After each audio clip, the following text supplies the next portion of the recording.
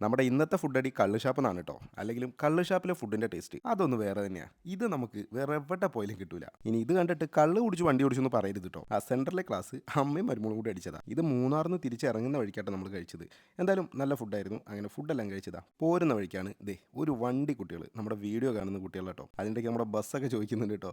അങ്ങനെ നമ്മൾ ഏകദേശം അങ്കമാലി എത്തിയപ്പോൾ നല്ല മഴയായിരുന്നു കേട്ടോ. അതിനിടയ്ക്ക് തനൂട്ടിക്ക് ഒരു കരിക്ക് കുടിക്കണം എന്ന് പറഞ്ഞു. ഈ ഇടയായിട്ട് തനൂട്ടിക്ക് കരിക്ക് എന്ന് പറഞ്ഞാൽ ഭയങ്കര ജീവനാണ്. എന്നോട് എപ്പോഴും ചോദിക്കും, അച്ഛാ കരിക്ക് വാങ്ങിയിട്ട് വരുമോ, കരിക്ക് വാങ്ങിയിട്ട് വരുമെന്ന്.